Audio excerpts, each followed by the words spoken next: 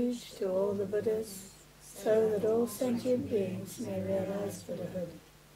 We go for refuge to all the Buddhas, so that all sentient beings may realize Buddhahood.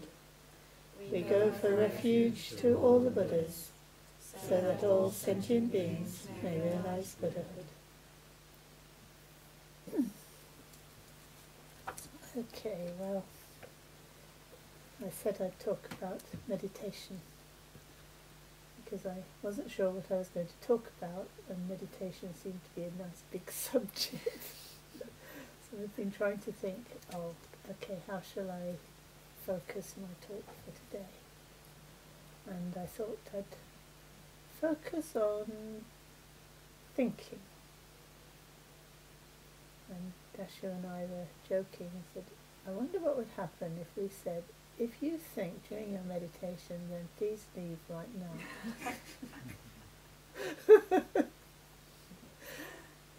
Not supposed to be thinking. And I thought, if I said it and then everybody stayed in the room, I'd be terribly surprised. What? They're not thinking. What's happening? But as soon as we start to think about meditation, just the physical reality of having to sit and not do anything, that's basically what we do. It's a name for what we're doing when we're sitting not doing anything. We have to give it a name. People say, what are you doing? I'm sitting doing nothing. No, I'm meditating. Just sitting. We're not following our impulses to rush off and do this and rush off and do that. We said, no, I'm going to sit here for this length of time. And it's important. I'm sure you all have experienced when you have to wait for a train and you don't know how long it's going to be. How difficult it is to just be there without doing anything, because the train might come. But then when you know it's not going to come for 5 or 10 minutes, somehow you can wait for 5 or 10 minutes and not do anything, and it's kind of not so bad. So it's something about, you're going to be not doing anything for this length of time. So you settle that you make that agreement with yourself, and okay, no, you're not going to do anything for that time. And this immediately highlights the fact that we're busy with our minds. I think that's probably a common experience. When you sit to meditate, that you notice you've stopped with your body. But sometimes you even notice, like you might for the first few moments notice it's a very quiet place. But then very quickly, in my experience anyway, the fact that it's a quiet place hasn't made the slightest difference. Because in my mind, it's just the same. It's like, I'm the one making the noise, actually. Even when there's a noise, it's still me making it disturbing. Like, the same noise can not disturb someone else. So that sort of longing for quiet, when you sit to meditate, you think, it'll be nice and peaceful and quiet. And then after a while you realise, peace and quiet are going to be what my mind is. It's not actually to do with anything else, actually. It's a state of mind. And we need to sit still long enough for us to notice that, actually. Otherwise we're projecting outside all the time to try and find peace and quiet by changing the environment. Actually, peace and quiet is a state of mind. So, to help us, we're given instructions. When you first sit to meditate, you're given instructions to really bring your mind into the present, become awake, aware. open from the heart. Just be very simple. Okay. I don't know about you, but as soon as I've had those instructions, I find I have a problem. Like, what am I supposed to be doing? Does it mean this or does it mean that?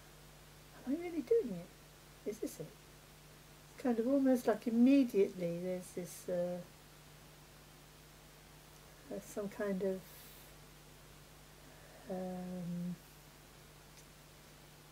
yeah, don't know whether you call it introspection or checking, measuring, wondering. It can be intense or it can be vague, but something's going on. Or perhaps simply forgetting altogether what you're doing there. And some thoughts come by and you've gone with it, and quite a long time's gone by before you even notice you're still in the room. All these things can be happening, and so the instruction is, well, when you notice that, you bring your mind back to the breath, or to your feelings in your body. Just bring yourself back into the present. Just let the thought go. Come back into that awake, aware place.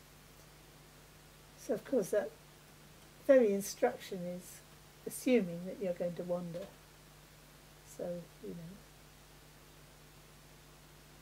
otherwise why bother to tell you? Just sit there and that's what you'll do. But that isn't what you do, is it? It actually means something when he says, when you notice that you've forgotten what you're doing there, when your mind has wandered, you bring it back. So this kind of is a useful instruction because it's a challenge. It challenges us to notice what our mind is doing and then evaluate it, recognise it, and then make a choice, a conscious choice. So you're exercising your power of the power of your mind, you'd have to say. That you can do that, and you might or might not wonder how you do it. I wonder how I do it, and find that very interesting because I don't know how I do it. How do I do that? How do I notice? How do I know that that's thinking? How do I bring it back? That's not, actually, I just do it. I don't seem to have to know how, any more than I don't seem to know how I lift my hand. It's because I don't seem to need to know how. Awareness or whatever it is that's happening can do it itself. So it can become more awake, it can open from the heart, it can just be. It can notice what's happening, and it can bring the attention back somehow, and it can worry about it. It can do all of that. So it is all that.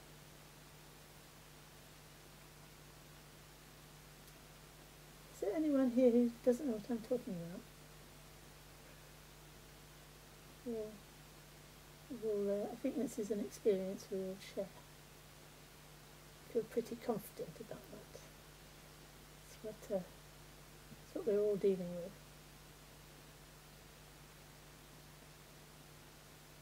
So the tendency then is to feel that somehow I shouldn't be thinking.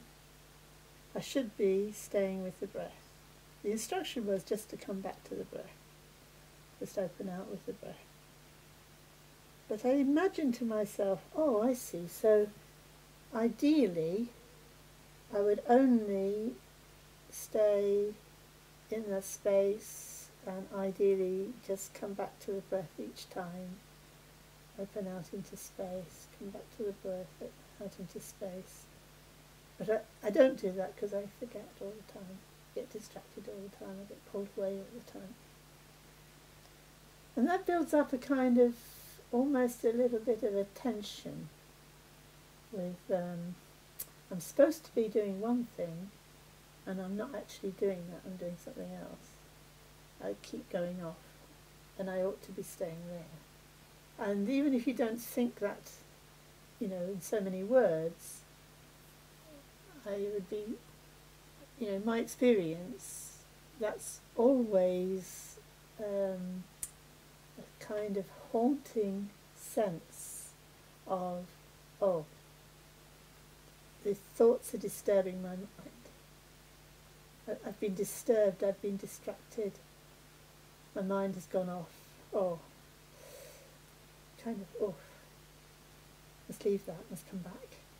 So it's created a kind of situation somehow of me, my thoughts and what I'm supposed to be doing. And it's almost an emotional scenario of almost like, even if it's quite subtle,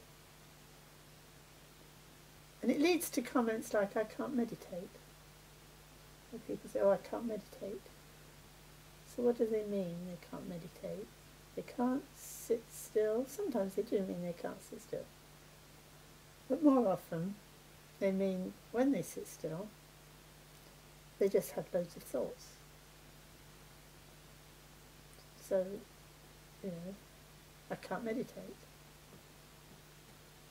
So the idea is somehow loads of thoughts is not meditating, because meditating is what?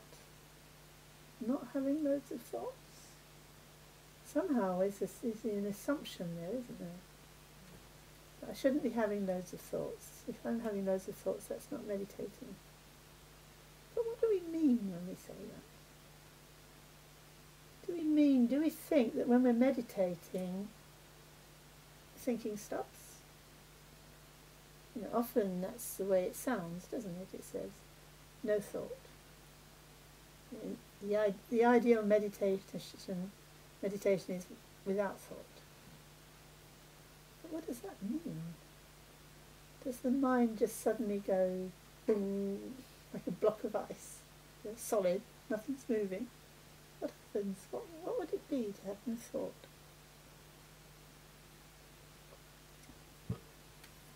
So that's where we have to get a little more subtle about what we might be meaning when we say thought in different contexts.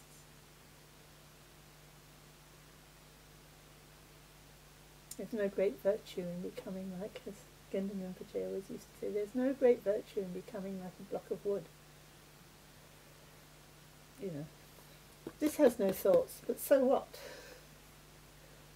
You know, the mind, it's the nature of mind, it's alive somehow, and the movement of thought is its, if you like, its special skill. Nothing else has this quality or this skill of thoughts. Yeah? We'd be very surprised if we found a solid object was thinking. It can't, it's not of its nature, it doesn't think. That's why it's funny when people say that they think their mind is their brain. I think they'd be a bit shocked if they found there was actually thoughts in the brain cells, and the brain cells had views and opinions of their own, while the brain had views and opinions of its own. You know, oh, it's a lump of physical stuff. Thoughts aren't physical stuff, are they? I mean, nobody thinks that. I don't think.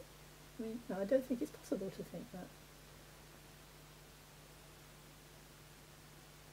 So there's something about, this is only minds think. Whatever mind means, whatever thought means, only minds think. Even if we don't know what a mind is exactly, it's what thinks. And that's what our mind is doing, is thinking. So in the meditation, when you come back, because you've kind of forgotten what you're doing, you've forgotten that you're not doing anything, and you've become busy in the thought. That's what's happened.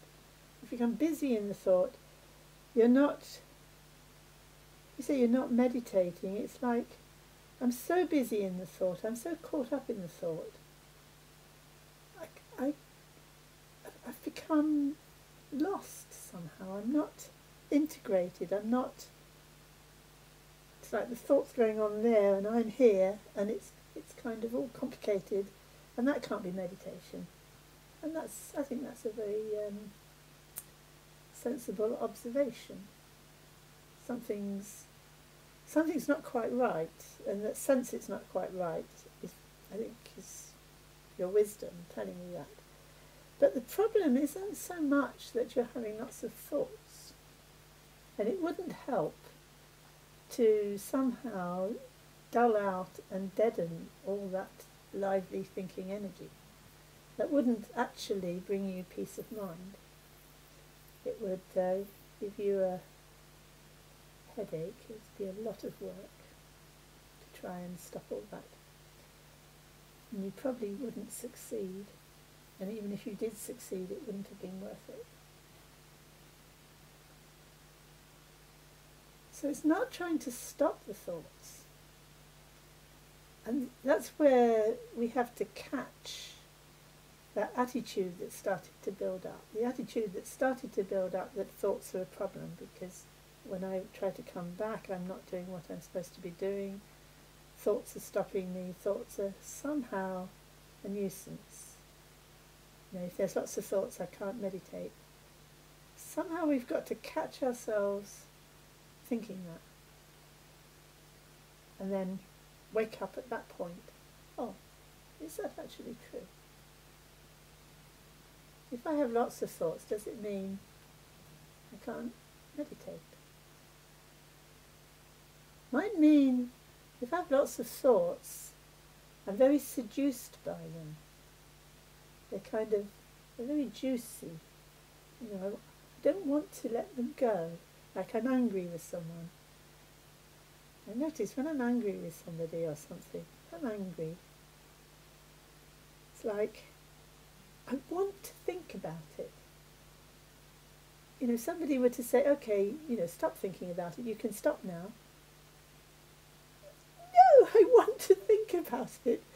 But why? Because it's disturbing me and upsetting me, but I still want to think about it. It's like, it is like a mandala really, it's a world. So in that world, something's happened in that world which I created. I entered it, and now I want to maintain it. And in order to maintain it, I have to keep thinking about it. And if I don't, if I were to just stop thinking about it, I would still have that emotion, that emotional feel of I was somebody in a world where something had happened and I felt very strongly about it, and now the world's gone and now I'm just feeling. And that almost feels like someone's taken my world away. Like, it's almost like somebody's killed me. My world is gone, and I'm still sitting there with all this feeling, and my world's gone. Bring back my world. I want my world. I want to think about how bad it is and how awful they were and how justified I was. And all those things I wanted to think to kind of be that person in that world. And it takes a lot of awareness to notice all of that is actually thinking, and it's okay. You know, it's not saying, oh, you mustn't think, but you've got more choice than it might seem. Okay, you don't have to take that feeling and recreate that world. You could actually take that feeling itself, almost like you could take that feeling as the thought, if you like, so that you're really choosing at that moment, I can either, I'm really aware of that feeling. I've got the choice to go with it and enter that world. I've got the choice to step back and to simply be with the feeling in the space of my awareness. I have the choice. It's almost as if meditation is noticing the choice. Being very simple. Just noticing you have a choice. And that might not last more than this long. You just notice it. Oh, actually, that is thinking. This is a feeling. There is a choice. Oops, I've chosen to go with it again. Or probably you already have chosen it and you're back in it before you notice again that what you've done. But in a way, what's happening now is you've created a certain space, a certain playfulness. Because now, instead of thinking, well, the world is just like that, and, you know, I just have to recreate myself like this because that is just how it is and that's the only way to be.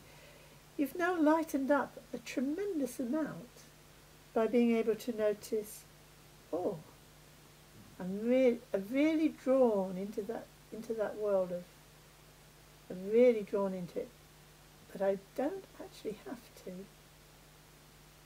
So you're not telling yourself you shouldn't.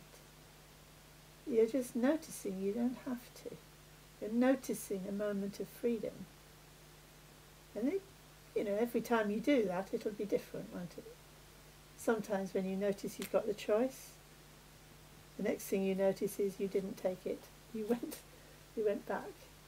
And then, of course, then you notice it again, and then you notice you still have the choice, and then you notice you've gone back. But every time you notice, you've cut deep. You've cut something. So that, even if it's very short, you've cut something. You've cut that illusion, really. And you've actually had an insight of where there's space, where there's choice, where there's freedom. You've had a little taste of Dharma there. There is actually a choice there. And what happens, obviously, is the more you suffer with your anger, the more you decide, why am I choosing that? You ask yourself, why am I choosing that? Why am I choosing to get lost in those thoughts? And after some time, it's just natural. We don't choose suffering, actually. If we've got, once we start to notice we have the choice, we don't choose suffering. And then what happens is that there's a real sense that as the thoughts come up, it could be, could be desire, could be, you're really sucked into some very strong romantic feelings or sexual feelings or something, or, food or something you really like, something really nice. And you don't want to not stop thinking about that because it's so nice. So, and then you notice, well, actually sitting there with thoughts about all this stuff,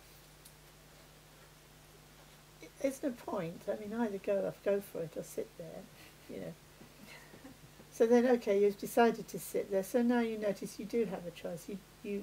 It's uncomfortable because you really want to go, and you do keep going, but you keep noticing you have the choice, and then you eventually, as with the anger one, you notice you don't have to go, and that kind of starts to feel good.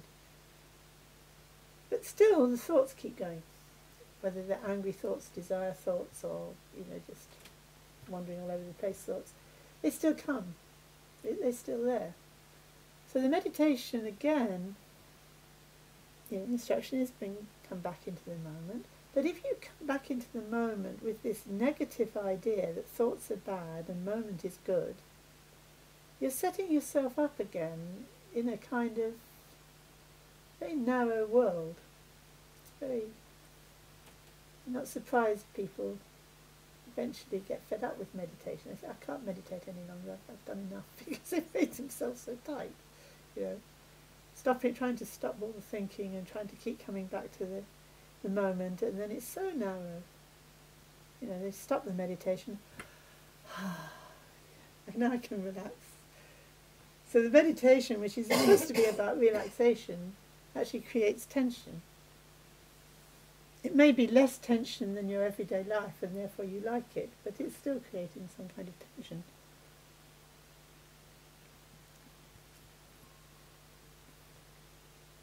So this instruction is really important, to notice that it's not about stopping the thinking, although the instruction is come back, just come back, which for some reason means something.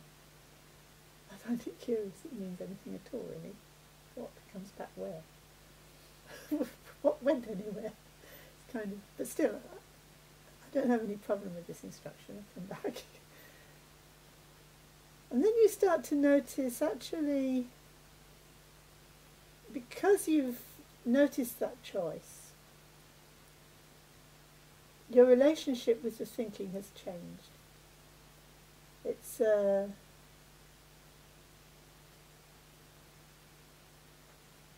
you're much more aware that it is thinking, for a start.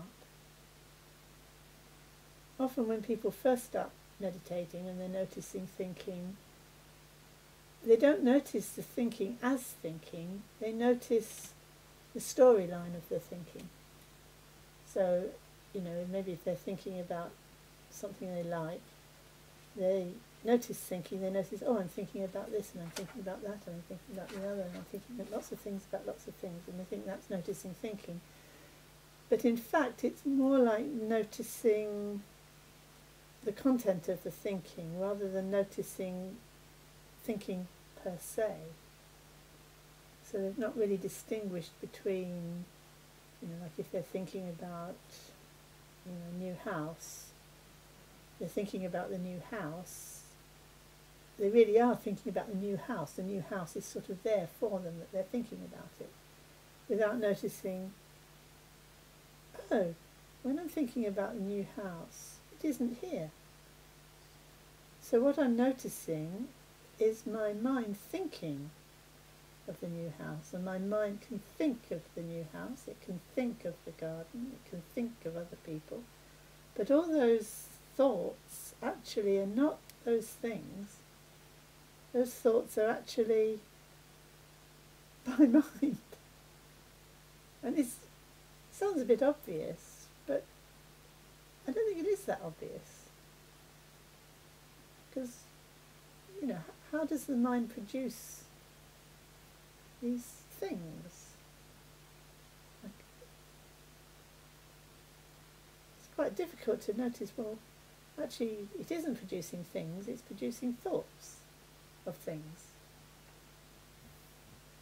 And these thoughts, in a way, they're showing you your mind. Your mind is these thoughts. It's, how else would you know? How else would you know it was your mind? Thoughts come, and then you know that's a thought, and then you know that's your mind. So thoughts are really important for understanding your mind. And noticing how quickly the thought appears, you have a feeling, and the thought world appears, whether it's a, you know, a complete world. You know, if you're thinking, when I say world, for example, if you're thinking of a scene that's happened during the day, or the day before, or sometime in the past, when you think of it, you think of that whole scenario, and you're not really distinguishing between what happened that led up to it and what came out of it, and all the people involved in it, and all the things that you heard, all the feelings you had. It all comes together. Maybe we often call it a trigger, don't we? Somebody says something and you go, yes! And it all comes back, the whole thing. You might not have been there for, you know, months, years, but suddenly it's back. It's quite a powerful thing to notice that that is the thought. because it's so real and engaging. We're back in it, and it's our life, isn't it? It's a whole of our life. That's not just a thought. And in a sense, that's right. It isn't just a thought, but actually it is. If that makes sense. I think I'm just emphasising the justness. If you say it's just a thought, it's like saying, therefore it's nothing. But if you say, that is your whole life, your whole meaning of your life, and it's thought, it's just thought, as opposed to what else you might have thought it was, then it has a different kind of ring to it, I think, with the just there. You follow me?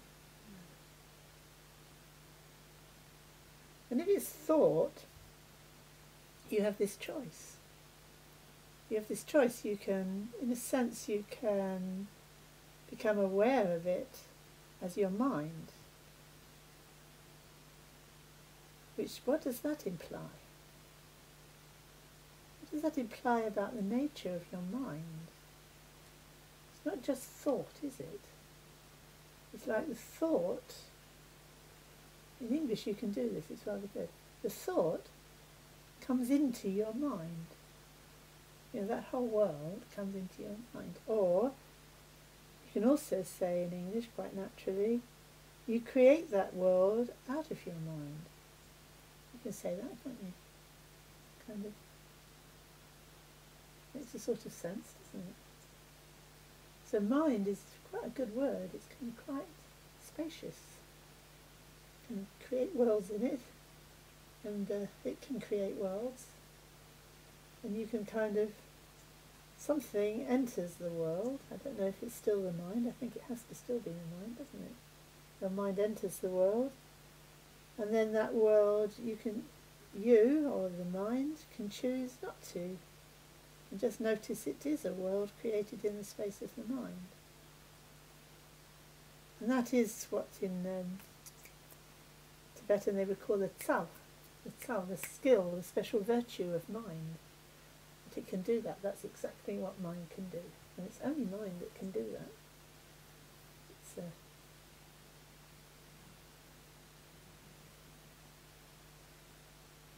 create this whole thing. It can notice what it is. It can choose not to enter it. So, as soon as you start using that faculty that you have, if you like, the mind, that faculty of tsal that the mind has to choose, the whole thing lightens up. When it gets really intense and terrible and unbearable is when you don't notice that choice. The mind has created one of these worlds. You, that part of that faculty you have of entering into, or the mind has of entering into its own worlds, has become so caught up and lost, it doesn't notice its thinking and doesn't notice it can step out of it. And that's trapped. That's why we say trapped in samsara. You're trapped. You don't notice that there's that choice there.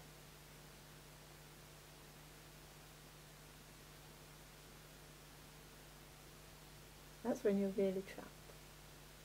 That's when it gets more and more intense. So if you like the Dharma, Khenpo Rinpoche defined Dharma in his Mahamudra text as the power to counteract confusion. So that moment of choice where you can notice thinking is thinking, and even if you don't choose, in the sense that you find you've gone back into it, as you come out of it again, as you notice it again, you notice the choice again, and that ability to notice the choice gets stronger until you do actually find you're spending more time choosing, not getting lost in that world. And that's when you start to really enjoy the meditation, because it's kind of a challenge quite delightful to notice, oh, I didn't have to get lost. And it's no longer, I shouldn't be thinking, it's more, I'm enjoying noticing that that's actually my choice, a choice. I don't have to go with that. And even then, because of the habits of mind, one becomes very aware that the patterns that the mind has actually, not only does it have a tzal to create worlds, but once it's started doing it, it tends to reinforce its own habits. So it kind of gets a bit of a kick out of doing whatever it's doing and then does it more. So that's why even just noticing your freedom, you get a sort of kick out of noticing that, and then you notice it more. And when you don't notice and you get caught in that world, you get a sort of kick out of being in that world, and then you just do it more. So this tendency to work with habits, you can use it to your advantage, or you can use it to just make things worse. But if you notice, okay, I can choose to develop strong habits to step out of those worlds, and then you notice what starts to happen is you notice, oh, the same old thought, but it's not disturbing me. I'm having exactly the same thoughts. Sometimes I get lost, but then I notice, and then I come back, and actually the thought isn't disturbing me. It's not disturbing. It's thinking, and I don't have to go with it.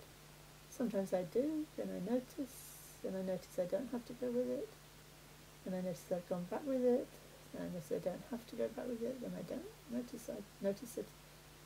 And then I notice thinking doesn't actually disturb the mind. It's what the mind naturally does. So the fact that there's thinking doesn't mean the mind's disturbed.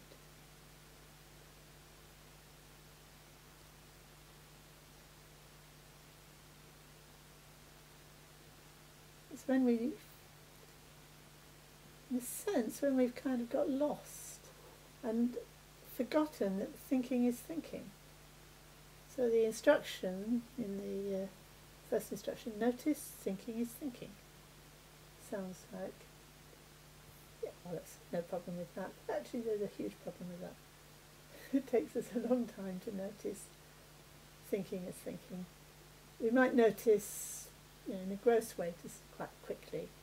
But then, as time goes on, you notice more and more subtle ways in which you're not noticing thinking is thinking. And then you're losing the choice. When you notice really thinking is thinking, then you notice, so then I have a choice. I don't have to get lost in that world. I could just let that world run on and just let it. Don't have to get lost in it. And then gradually you become almost admiring of the skill of the mind to create and move into worlds. I mean, nothing else does that. It's amazing. And we do admire it when we meet great artists and storytellers and actors or whatever it is. Creativity of every kind. But that's the nature of the mind, all of us. This wonderful creative power. Can then start, there's that sense of freedom of noticing, well, I can choose, I don't have to go get lost in it, I can just notice its thinking, and then, well, maybe I could cultivate whatever thinking I wanted. Maybe you could. And maybe, actually, when you stop getting lost in the thinking, anyway, what the mind is doing naturally is far more creative than you imagined. So you don't actually have to make an effort to be creative. The mind is naturally looking for ways to be creative. It's a very happy thing, actually. The mind is a very happy thing. It's naturally very happy. Very, very happy. Very, very happy. That's why liberation from samsara is described as happiness, freedom and happiness. Because naturally, the mind is very happy. But it's when it forgets, it doesn't notice thinking is thinking, and then it gets very confused. And what's interesting is, the relationship between the mind that's doing this very creative thing of entering worlds and creating past and creating future and even creating the present. You can't really experience the present, can you? What you experience is a mandala of relationships that you're interpreting as the present. If you tried to be really, if you thought the present was just somehow, it wasn't a thought world of some kind, if you thought the present wasn't thinking, if you like, I'm not quite sure what you would do. You'd have to you'd have to reject everything that was in the past, because that's not now, and reject everything in the future, because that's not now. But then how could you be aware of anything then? No past and no future, and nothing in between. You couldn't be aware of anything if that was what being aware of the present was. Being aware of the present is also a mandala of thought, actually. If I'm present with you in this room, I have a whole thought world of what you all are. And I can choose different ways that I might look on you and regard you and relate to you, which I don't think I could really find by isolating a single moment of anything. So I could be, I could think, they're all going to jump on me, they don't really like me, they're going to criticise everything I'm saying, and I better be careful what I say, or, they might all go away, or I might be thinking, who cares? They've all got minds just like mine. If I talk about my mind, then they might recognise themselves in what I'm saying, and then I'm really enjoying it, waiting to see if we're going to disagree. So that's kind of one way you can approach the present, or, could think, oh, they think I'm marvellous. Yeah, I could be thinking anything. Or I could be thinking, wow, I'm addressing Buddhas. Anything that I see in you that is not enlightened is my thinking. Anything you see in yourselves that isn't enlightened is your thinking. Because actually, you have the nature of Buddhas, and you always did and always will have. And, maybe that's how I would actually be perceiving you.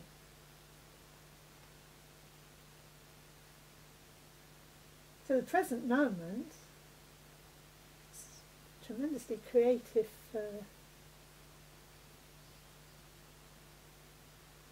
situation.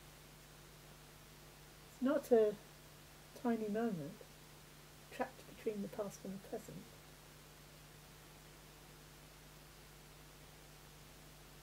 You think, well, is this supposed to be beyond thought? Isn't that all thought? And I thought, well, yes, this is where the difficulty with words comes in.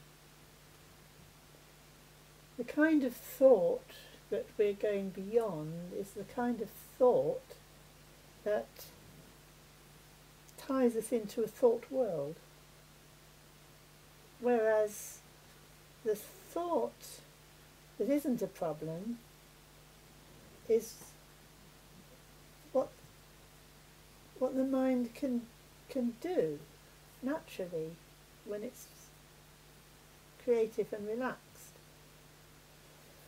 But then we have another problem, because the way language is created and the way we think and talk about the world is that mind and thoughts are kind of like on the inside, and the world that comes to us through the senses is on the outside. So there's this huge difference between a world that I've created for myself and that I'm entering, and that's all inside, and then there's outside, as if somehow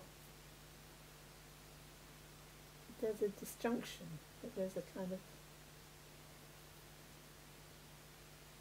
and in a sense that one can't get away from that's integral to our experience, that there's the one side on the inside which we are making the choices, and then there's, in relationship to some other that we're entering, some of that other we've created with our thinking, and some of it seems to be given, doesn't it? So that, we tend to call that the physical world, but it's, let's say, the given world that we're relating to. And it's very mysterious what's the connection between the two. Because if that had nothing to do with me, then I would be carrying on my little world here, and it would have nothing to do with anyone else's world. It would be just completely independent, my own solipsistic little world. But that isn't my experience, and that's not how I'm thinking about things. And when I'm meditating, I might think, okay, I shut my eyes and I go into my own world, and it's all nice and peaceful. Have a bit of a break, then come out again and face whatever it is that's out there. And the way we teach meditation is discourage you from doing that, so that you'd never really lose your connection with the world out there. So you're kind of challenged really with this, well, what is then the relationship? You know, in my everyday life, in my meditation, what am I really doing? Am I really going into myself, experiencing my own experience and leaving the world behind? And if so, where is it? And how do I get back into it? You know, what happened? Is that actually what happened? And it's important to examine that and to think about that carefully, that can't actually be true. So if that's not what's happening, then something else is happening, which is the sense I have of my inner world, or me, inner, my potential, my Buddha nature potential, if you like, and everyone else's, are somehow one integrated whole. We're all integral to each other's worlds. So that when I become simpler and I notice my thinking is my thinking, and I become very simple, I actually become closer to others.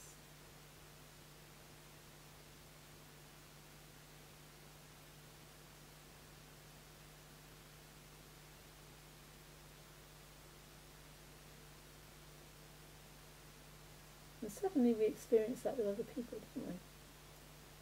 When they drop their attachment to their thought worlds, somehow they're there, and you have a very simple relationship with them.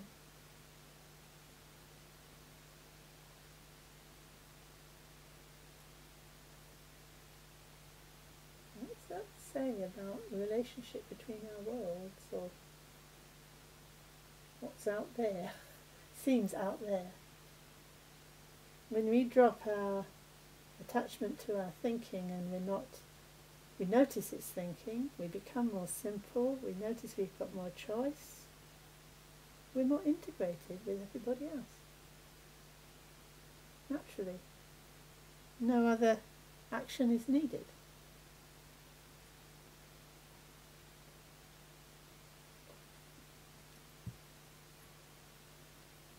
We don't usually think that that's telling us something about the nature of the universe, do we? We tend to think of that as a psychological thing. But it's a very profound thing. It's telling us something about the nature of reality itself, the nature of the universe. So then we have these wonderful songs that Rinpoche gives us, where he's talking about the world out there that seems out there. Actually, it's illusion, it isn't out there. It's something that we've created, a sense of out there-ness, which belongs to our thought worlds. There isn't outside there. Actually, we're integral to the whole thing, and if we become simple, then we can really sense and feel and relate and have an impact on the whole of everything in a way that's beneficial to ourselves and others. So actually, we have to challenge that outsideness idea that we have. So we're not saying it's a solipsistic universe. Each of us is in our own little thought world. It's saying the idea that those thought worlds are real and that they are outside, anything that's outside is an illusion. Actually, it's all much simpler than that. It's all integrated, and when we become simple, then we're integrated, then it's easy, just naturally, to benefit ourselves and others, because we have a natural feel for it. We haven't created these really clumsy, awkward worlds that make it very difficult to relate to each other. And we do know this, don't we? We do know this. When we become simpler, when we can feel it, we can feel it in our bodies, we can feel it in the way we speak, we can feel it in the way what we decide to do, we can feel it in the way we laugh, everything, the way we move, everything, we can feel it. And everybody else feels it too. So it's not like, it is rocket science, it's bigger than rocket science, but it's actually, we know it, we do know it intuitively. So that's a wonderful thing, isn't it, about noticing thinking as thinking. And it's the verse I'm thinking about that I wanted to bring all this together in this song, following Khenpo Rinpoche's tradition. It's page E29, and it's one of the Yogini songs. You all got a book. E29.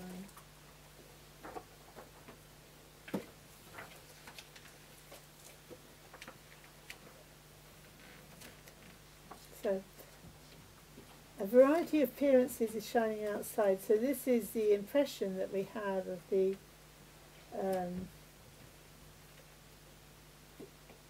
it's not really outside, but it seems outside. The world seems to be out there. We seem to be in here, the world seems to be out there. And it's shining because it's like we're aware of it.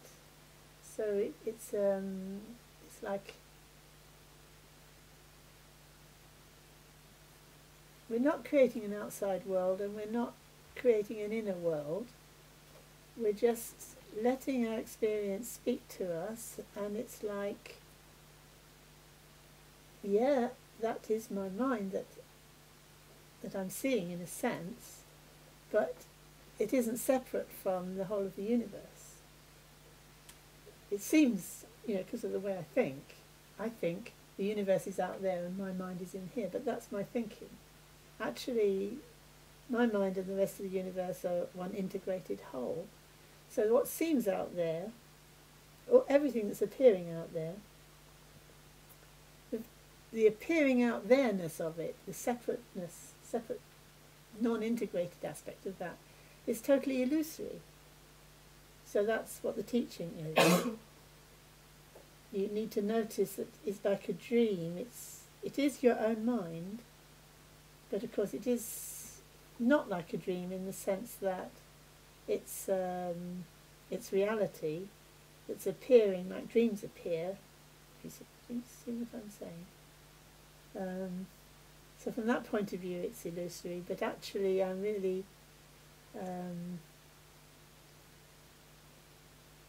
it's seeming to be outside, and in a sense it is outside, but the outside and the inside are integral to each other. They're not separate. You have to see this for yourself gradually. And then it describes awareness meets its mother, pure reality. You may be familiar with the teachings on after death. They say when you die, then the elements of your body dissolve, all your sense faculties dissolve, and you just experience the prabhasva, or clarity, clear light of your own mind, when there's nothing appearing in it. And then at that moment you recognize that it's integral to the prabhasva, or clarity of mind, that gave rise to you in the first place, sort of like the mother. So then at that moment, if you could be aware, if your mind didn't wander off, which it probably will, but if it didn't, if you were, can maintain presence of mind, as your body and this world dissolved, you would simply recognize it was integral, or it is integral to the nature of reality itself, or the Buddhas and Bodhisattvas. It's just like completely Dhammakaya, and you would be liberated from this world. But then if you notice it, then you're probably already liberated from this world, in my opinion. Nonetheless, even by moment, you can recognize it to some extent, that as you notice that what's appearing as outside is not really outside, it's not separable, not separate from your own awareness, you can get a glimpse of somehow that you're integral to, your awareness is integral to the awareness of the true nature of reality, even if you can't sustain it. And that glimpse produces that habit and that sense of something that you have faith in, that you give your allegiance to, that you begin to trust that, even though you don't notice, you can't see it all the time. So this awareness meets its mother, the pure reality. And then this is the nice bit. When in your meditation you notice that you've got this freedom, that thoughts aren't a problem, you can actually undercut that tension of thinking you should be stopping thoughts. Because you realise now you don't have to stop thoughts, because they're magical. As I said, it's the tsal, it's the power of the mind to create thoughts. So meditation is simply being very simple with thoughts. There's thoughts. And that every thought is showing you your own mind. That is what your mind does. It creates thoughts. Isn't that wonderful? And as you notice it's your own, it's the skill and the power of your own mind, the creativity of your own mind that's doing that, you become very joyful and very happy, because you're enjoying it. It's just what it does. And then you get lost maybe, and then you notice again, and then as you notice again, it's like even the idea, I lost it, is just another idea. It's just more playfulness of the mind that's telling you, well, you lost it. It created the idea of time. Well, you lost it for a long time. It created the idea of time. Amazing. Because what does time mean except it's an idea? It doesn't have any other meaning. So everything becomes very, very joyful. And and here it says a magical display. It's not in the sense of the first line where it's illusory, it's a mistake. Here it's illusory and illusion is kind of fun and magical, and what else can we do with that? How can we use that to benefit others?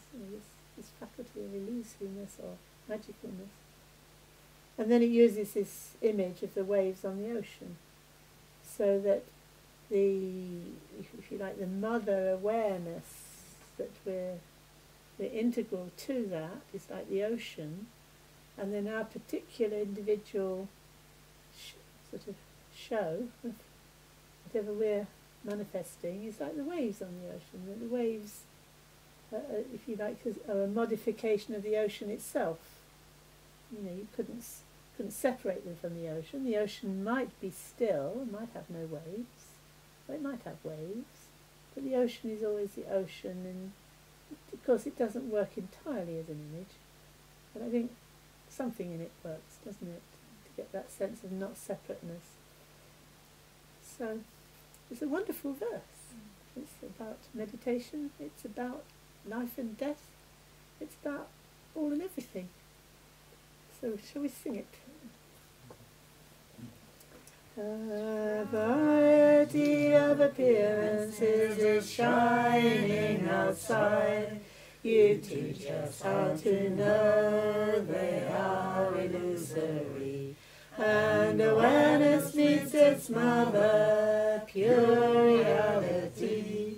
The movements of the mind, its magical display. Like waves in the ocean, dissolve in their own place. Like waves in the ocean, dissolve in their own place. 3 times. A variety of appearances is shining outside. You teach us how to know they are illusory. And awareness meets its mother, pure reality. The movements of the mind, its magical display. Like waves in the ocean, dissolve in their own place. Like waves in the ocean, dissolve in their own place. A variety of appearances is shining outside. You teach us how to know they are illusory. And awareness meets its mother, pure reality. The movements of the mind, its magical display.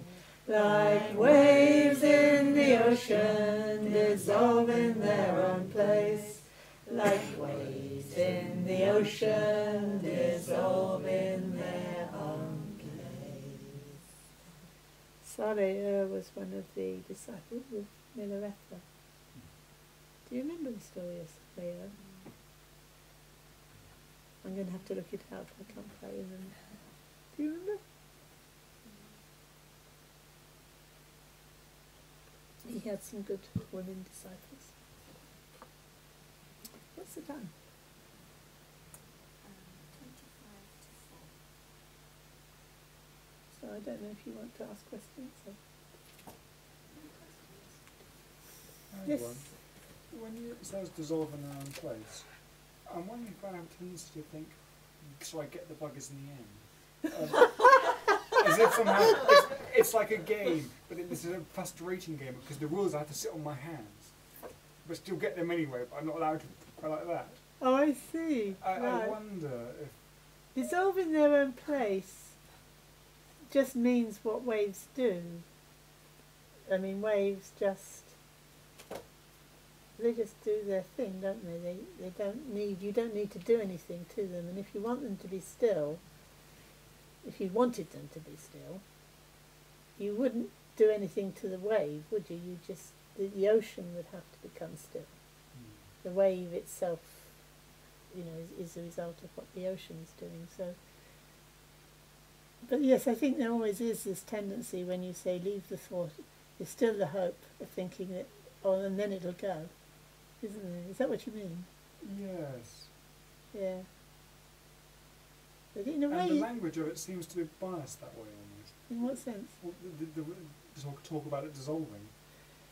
It doesn't say, and the waves play happily by themselves. It does actually. The English, it doesn't go so happily. It's an awkward phrase to go into. Sometimes it does say dissolve. Yeah, sometimes it does say dissolve. Sometimes it just becomes peaceful in its where it is. Once I she, once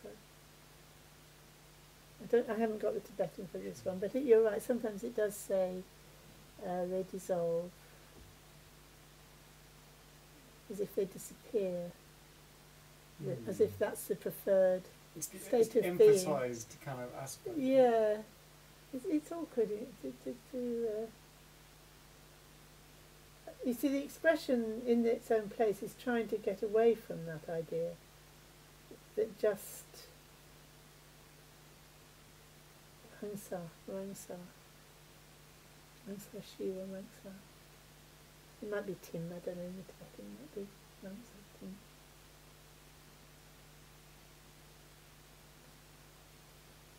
I felt what it was saying to me is that there was no need to fight it, but to recognise whatever it is that's going on whilst you're trying to do something, and be at one with it, and feel the benefit of that experience, rather than a struggle or a fight or That's right. a dispute. Yes, that's right. That's right. And I think if you do that if you take that as, you hear that, you think, yeah, that's how you're supposed to practice, and then nonetheless you find it creeping up on you. I think that's what you're talking about, this sort of sneaky idea still that it's going to kind of disappear, you're going to get rid of it. I mean, you're right, but I think I've noticed that habit, because you are sitting there for a long time and your habit is always to do something, so then you start to do this, if I don't do anything, then I will be getting rid of the thought, so I'm still doing something somehow. There's an ambition. Yeah, it's sort of ambition to do something, because it is, that you're sitting there not doing anything. You have to sit there not doing anything for long enough for you to wear out your sense of what you're doing. I don't know if that makes any sense. Like when you only sit there for 5 minutes, you can sort of it's kind of such a big contrast with what you're normally doing. There can be a lot of clarity in that. But then when you sit for a long time, you have to go through the cycle, because you lose that initial clarity, and then you have to get used to what your mind does when it is forced to stay still for longer. When I don't mean stay still, you're sitting still and the mind is left to expose itself. Eventually it exposes itself more and more and more, and it exposes all its little tricks. And one of its little tricks is eventually you start to notice, it's doing this in order to stop the thinking, even though actually it told itself it was doing it in order to just be one with the thinking. I don't know if that makes sense. Yeah. I noticed the same issue if we talk about self-liberated. Right. Whereas because liberated is a somewhat active kind of idea. Whereas if we talk about free in itself, it doesn't go that way in my mind. It's interesting, isn't it? It's very funny with words. It's a terrible thing to translate words, because it's you've distorted what somebody else has said, which is horrible. Self-liberated. But that actually becomes very. I mean, that's a very deep expression, really, self-liberated, because it's like recognizing. It's recognizing that it's from the beginning nirvana, really. So it's not another way of saying that it's impermanent. It's another way of saying it is actually nirvana from the beginning. It's perfect from the beginning. In a way, it's like Dzogchen. It's perfect from the beginning. There was never any problem with it. It's self-liberated. It's liberated in itself. It's, what did you say? Free in itself. Free in itself. Free in itself could almost sound a bit too easy. But freed sounds like something that happened. Freed and liberated sounds free in like itself could sound. But I think it's all right. I think it's fine. Free in itself. It's free in itself. It doesn't need anything doing to it. It's already free in itself. Yeah. The danger it would sound too easy. Only that's my little thought. Yeah. I'd like to ask a question. We're talking about sitting for meditation and becoming aware of those all those things. But what about meditation in everyday situation or everyday life, being aware of that what happens with your thoughts, how you arrange with them, basically in any kind of situation? Well, that's ideal. I mean, the idea is that you then take that experience from the meditation, having become aware of it. There's no reason to sit still in order to become aware of it, but the chances of becoming aware of it are probably higher if you're not doing anything else. But once you are aware of it, then you could carry that into your life. But that's not to say that, you know, life situations, and you know, they're not. You might notice it the first time in a life situation. I mean, it's only the chances, really. You see what I mean? Yes. Is that answering what you're asking?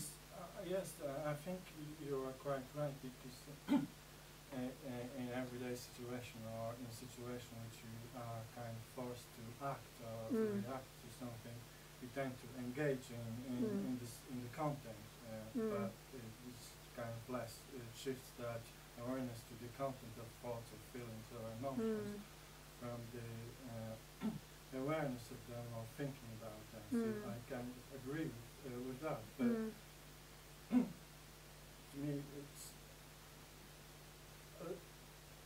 the same thing to some extent. If you can look at yourself immanently in those situations. No, it's exactly the same. It's exactly the same. Yeah.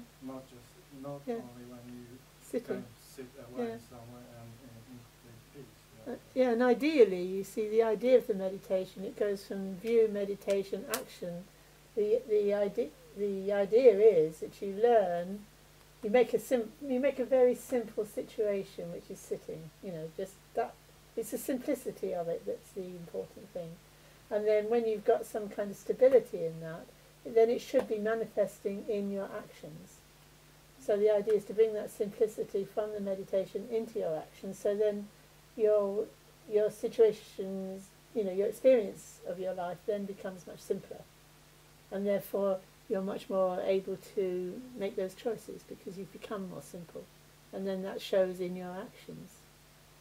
So, you know, they would feed into each other, wouldn't they? And you know, there's actually no need to sit still at all, really. I mean, in principle, it's just practically, you know. Mostly situations are so complex, so we get lost in them. Yeah, it's a practical thing, really. So the second question is related to that. If you are able to practice this in so wide variety of situations, and you are aware of your thoughts, of your emotions, and of your mind in general, and you are able to practice that in mind insights in yourself.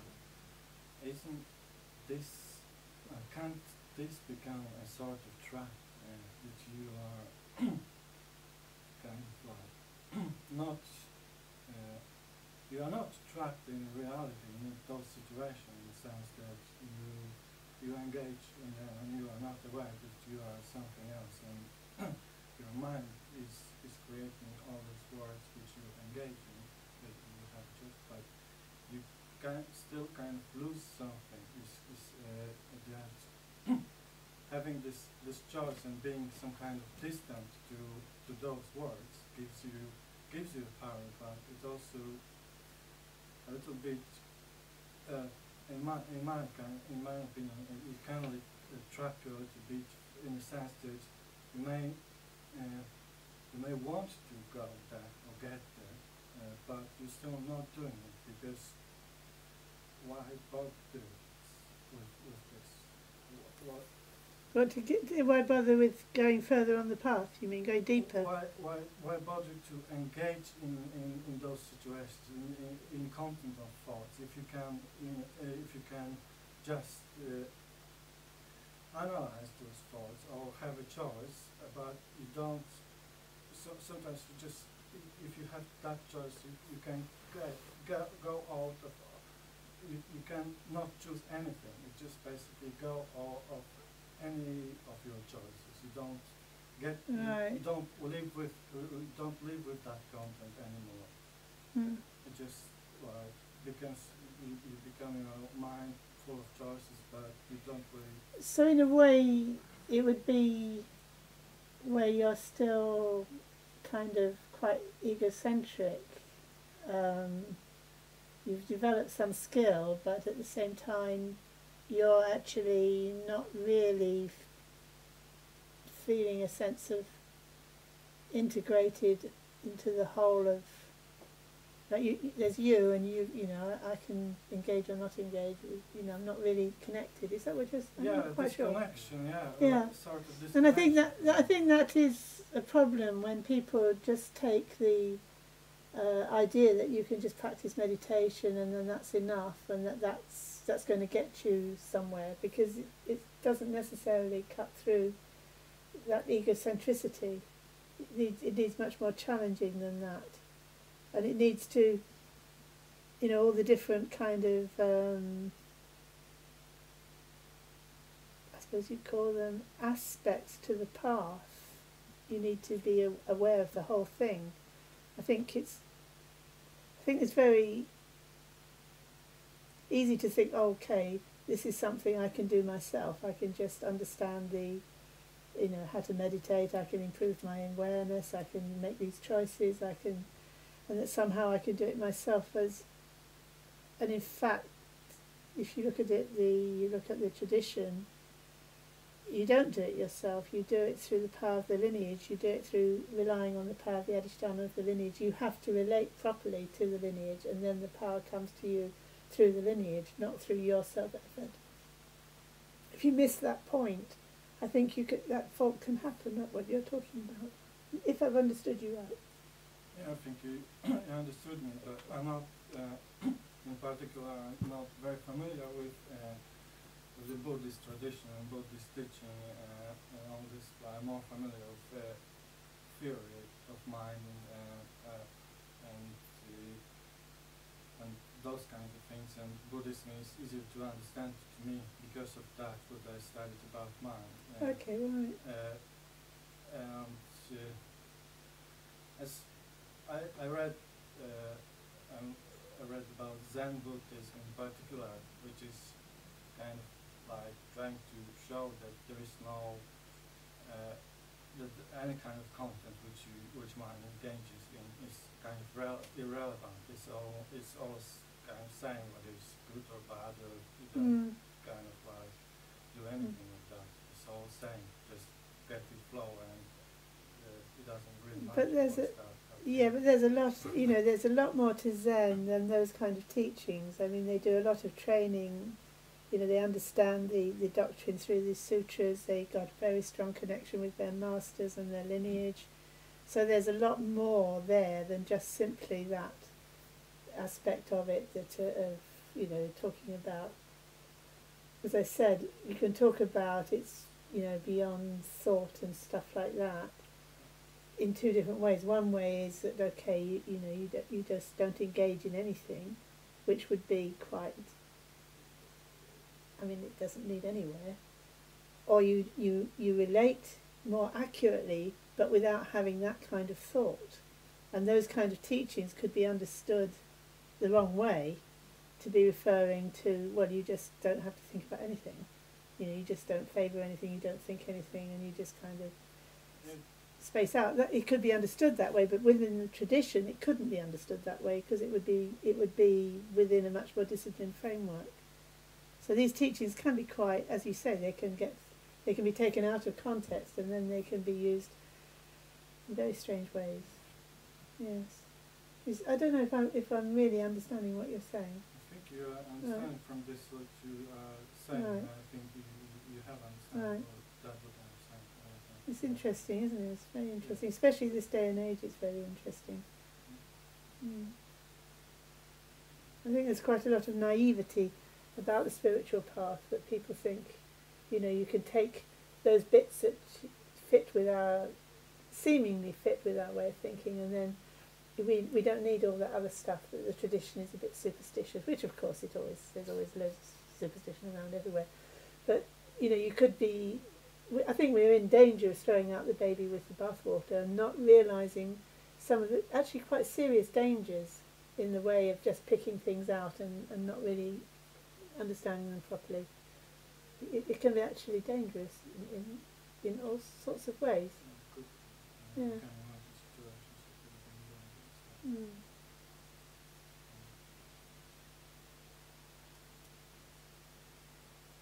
a lot of sifting needed, because yes, there is a lot of stuff that comes to us through the history of the tradition that we don't need to take on board. But then how to know what is essential. We do have to listen very carefully to teachers that are really reliable, and it is a very it's a very venerable tradition. I mean, you can trace what's genuine, and you can check, and you can get it right. And they themselves, say in the tradition itself, there's lots of examples where it's gone wrong, and had to be brought back in line. So it'd be very surprising if we didn't get it wrong, and have to be brought back in line. Yeah, I agree with the tradition and some kind of ethics behind it corrects things in ways, but there are certain pure conceptual things behind all those outcomes of teachings, which can kind of lead to mixing things in different ways, yeah. All sorts of different ways, yeah.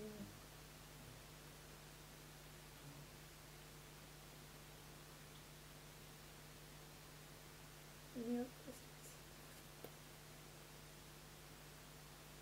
Not immediately.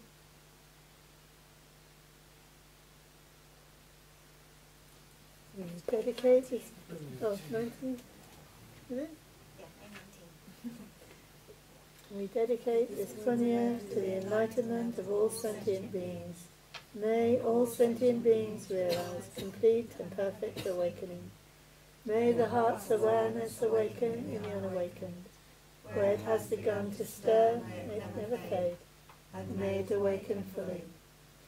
Chanju Samye Rinpoche Mache Panam Jeje Jabanyamba Napadam Gome Gondu Bawasho Chanju Samye Rinpoche Mache Panam Jeje Jabanyamba Napadam Gome Gondu Bawasho Chanju Samye Rinpoche Mache Panam Jeje Jabanyamba Napadam Konne Kondu Bawa